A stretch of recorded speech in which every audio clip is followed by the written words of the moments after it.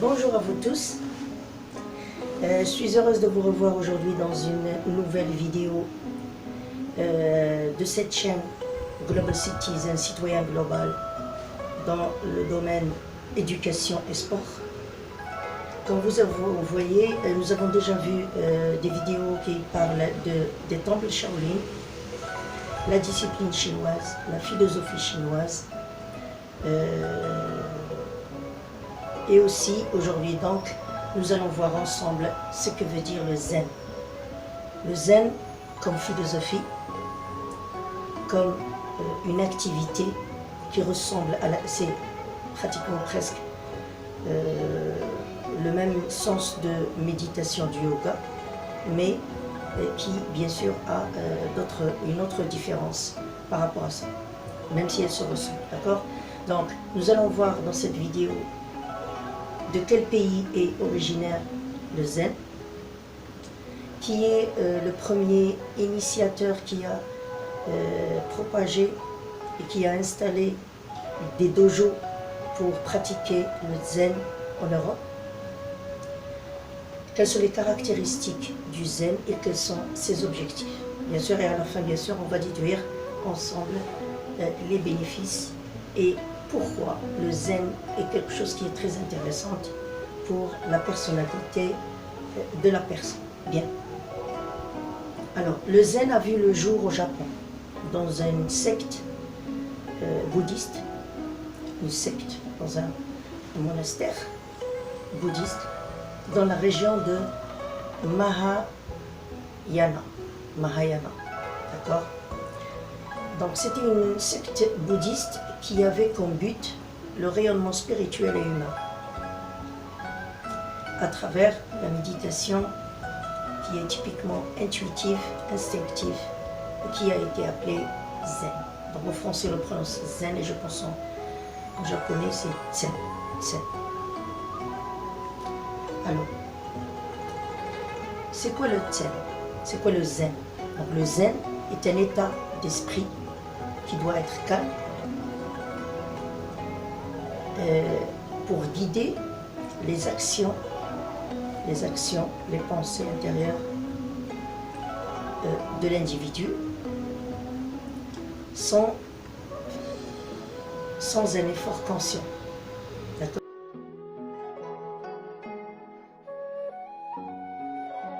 Donc il y a ce retour vers l'intérieur d'une manière très calme, d'une manière très tranquille, d'une manière très sereine, pour bien sûr oublier le stress, le chaos, etc.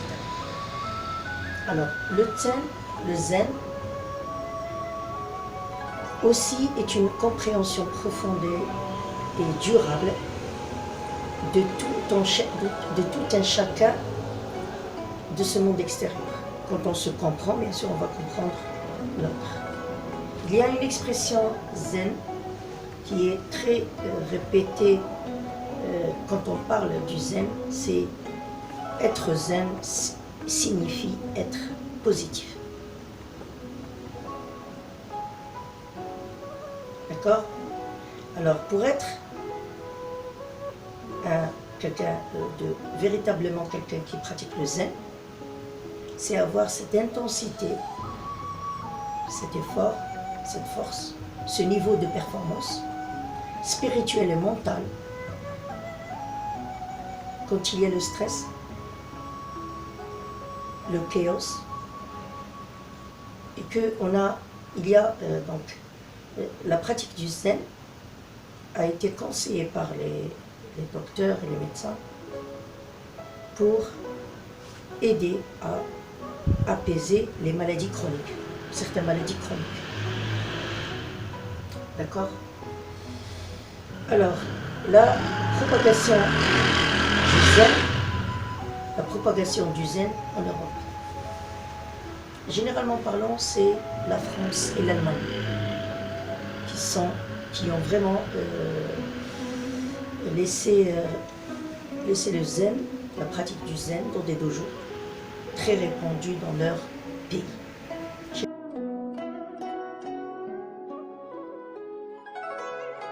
Généralement parlant. Bien sûr, il y a d'autres pays. Alors, Le zen a toujours attiré les Européens dans les sectes, les temples, les dojos, qui ont été appelés dojos. La pratique de zen, nous allons voir les images, qui a commencé à être pratiquée en Europe grâce à celui qui l'a installé. C'était Toisen Deshimaru.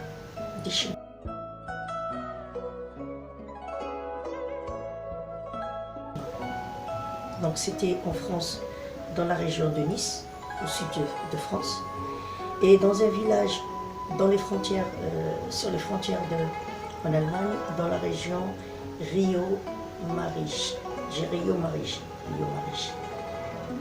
dans les frontières allemandes et France.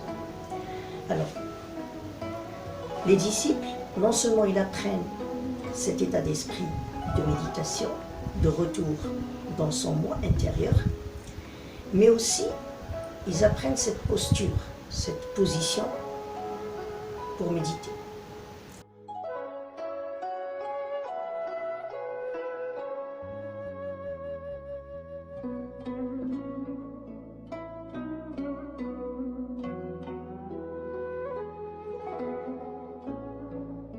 Cette façon de s'asseoir pour pratiquer le zen et qui est appelé le zazen. Le zazen. Nous avons aussi un autre mot, c'est le samu.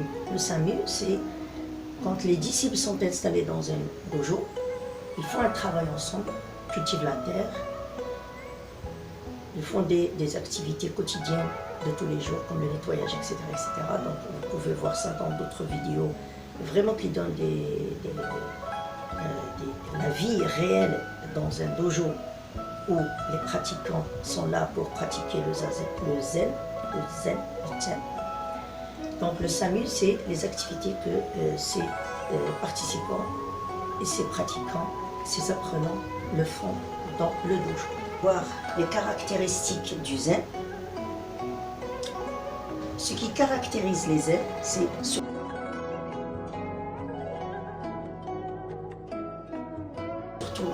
cette pratique de qualité individuelle, du calme, de la concentration,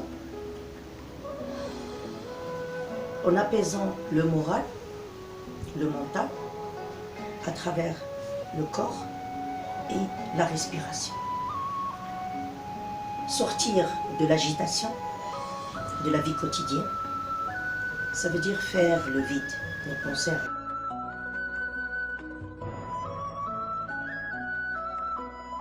Quand on revient à notre moi, on ne pense à rien, on se débarrasse de tout ce qui est négatif. C'est surtout un éveil spirituel. On développe ce que veut dire l'éveil spirituel. Pour connaître ce qu'est la vérité, la réalité de la création. D'accord ? Il y a l'élévation de la conscience qui s'élargit. Nous avons un centre d'intérêt dans son intérieur qui est le calme et le vide, qui va nous aider à évoluer et évoluer aussi le sens de la vie quand qui va devenir différent. D'accord ? Avec de nouvelles inspirations et aspirations. Se changer et changer son environnement, changer l'entourage. Alors les objectifs du zen, pourquoi cette pratique du zen qui a vraiment attiré plusieurs disciples, plusieurs pratiquants, plusieurs stressés de la vie quotidienne vers ces dojos de philosophie asiatique.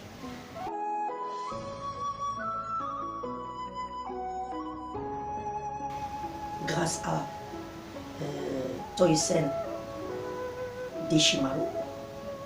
Donc, les objectifs, c'est être positif quand il y a l'angoisse, le stress, le chaos, le désordre dans la vie quotidienne. Ça veut dire chercher à avoir un bon état d'esprit.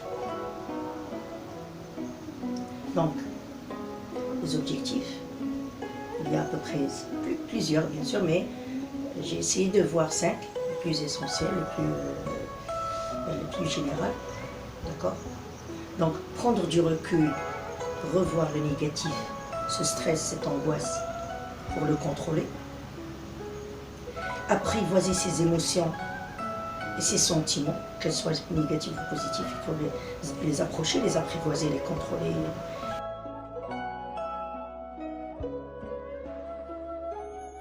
Les apaiser. Rester dans le mouvement présent, dans le mouvement présent et dans le moment présent. Apprendre ce que veut dire la patience, travailler la patience et avoir la confiance en soi. Se débarrasser du stress chronique, de ce côté morose et de ce côté morose du monde habituel. D'accord? J'aimerais en définitive ajouter qu'il y a la musique zen, Vous allez voir quelques photos sur les jardins zen.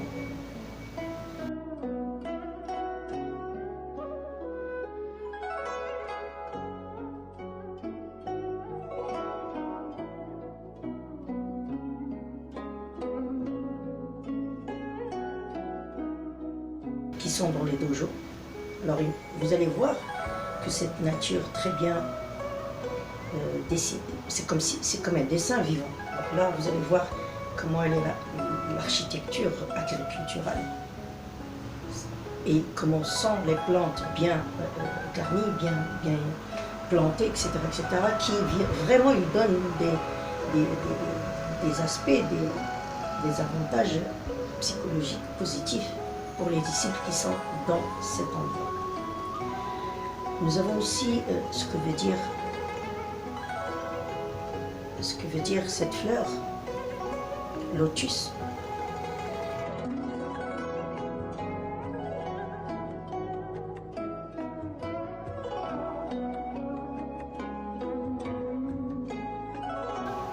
Dans le monde et dans la philosophie, dans le concept de zen. D'accord? Donc nous avons la musique zen, le jardin zen et le lotus, la signification du zen. Alors en définitive, le zen, c'est une pratique pour revoir le côté négatif, inutile dans son intérieur, qui est contrôlé par le calme, le contrôle du calme, la sagesse, être sage, et évoluer et développer en son moi intérieur cette énergie positive intérieure pour être positif et pour être zen. Parce que être zen, c'est être positif. D'accord? Donc merci beaucoup pour votre attention. J'espère que le sens du zen, les caractéristiques, les objectifs et comment et qui a introduit le zen d'Ishimaru dans l'Europe, surtout en France, et qui vraiment a trouvé une réaction très positive. Les gens étaient très intéressés parce que c'était quelque chose de nouveau et quelque chose de bénéfique pour les gens, pour les Européens. Donc, l'importance du zen dans la vie de quelqu'un, c'est cette pratique justement de ce retour vers son moi intérieur, le contrôler et faire ce vide qui va aider la personne, l'individu, le pratiquant à s'élever comme cette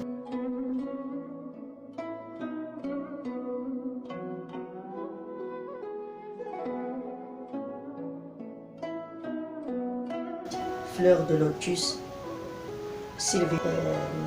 Vraiment des pratiques je ne vais pas dire qu'elles sont différentes, mais elles varient. Le principe est le même, mais elles varient un petit peu.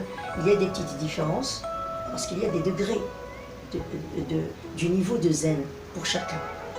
Et vous allez voir dans certaines photos qu'il y a les pratiquants qui sont à l'intérieur du dojo, et il y a les pratiquants qui vont le faire en dehors du dojo, à côté de la mer, dans un espace vert, dans un gazon ou bien dans un jardin, qui vraiment aide à ce qu'est la sérénité intérieure et la paix intérieure.